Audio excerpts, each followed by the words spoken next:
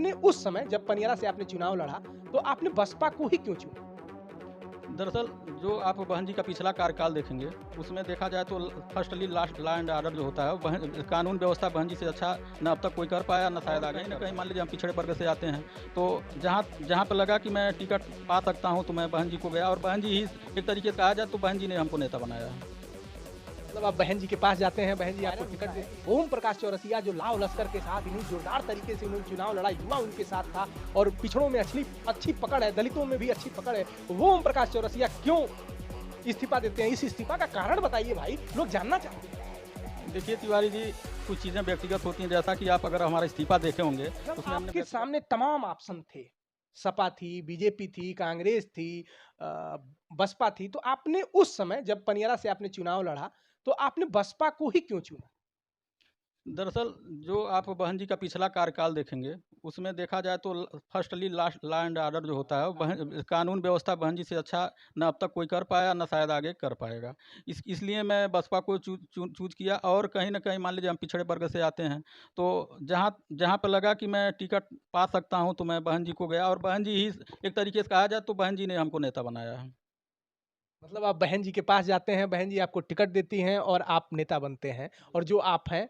लेकिन एक कारण और पूछ लें कि अभी आपने इस्तीफा दे दिया और 9 या 10 साल बाद जो बहन जी मतलब मायावती जी ने जो ताकत अपनी दिखाई, आप देख लीजिए 403 विधानसभाओं में उनका 1 विधायक है, 80 लोकसभाओं में उनके 0 सांसद हैं, लेकिन उतनी ताकत और पूरा खचाखच लखनऊ भर गया, पूरा पार्क भर गया और रिकॉर्ड तोड़ रैली में भीड़ देखा जाए तो पूरा लखनऊ हाथी मतलब उनके सिंबल से और नीले-नीले उनके झंडों से पूरा लखनऊ पट गया था। इतनी ज़बरदस्त रैली सत्ता में 10 साल, 12 साल अगर देखा जाए तो 12 में वो सत्ता से बाहर हुई और लगभग इतनी ताकत झोंक दी।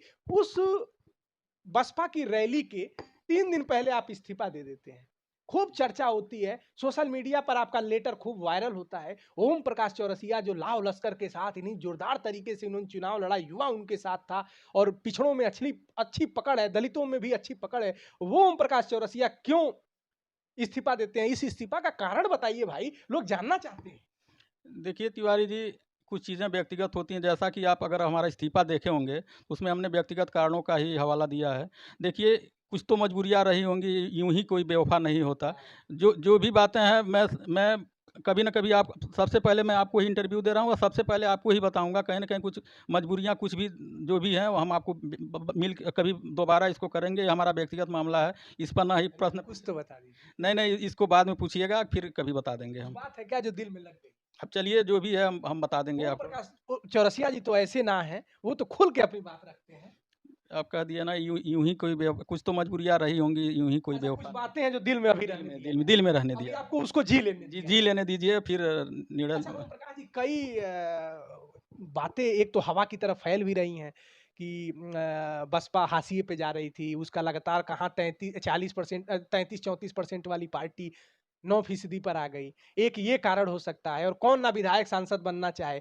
भाई ओम प्रकाश चौरसिया जी पूरी ताकत लगा रहे थे। लोगों का कहना है कि जब वो पनियरा से चुनाव लड़ रहे थे तो उन्होंने तो अपनी ताकत झोंकी थी, उनके अपने लोगों ने ताकत तो झोंकी थी। ओम प्रकाश चौरसिया ने अपना घर ही बना लिया था और शायद पूरी चुनाव भर जब तक रिजल्ट नहीं आया ओम प्रकाश चौरसिया पनियरा थे और अभी भी लगे हुए हैं। लोगों का कहना है कि ये नाराज़गी तो नहीं है जो आपने दिल में पाली थी कि बहन जी आपकी रैली में नहीं आई?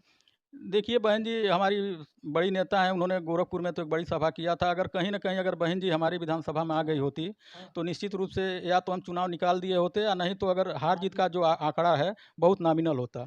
और आपको तिवारी जी एक चीज़ ये भी बताएँ, उसके बावजूद भी हमको चाहे वहाँ का सारे लोग हमको बधाई भी दे दिए थे। लेकिन अब दुर्भाग्य कहिए कि मतलब ट्रांसफर नहीं हो पाया वो। जिस हिसाब से मैं हाँ, चुनाव लड़ा था, हाँ। अब कैसे मैं हार गया, मुझे आज तक इसी चीज़ का नहीं पता चल पा रहा है।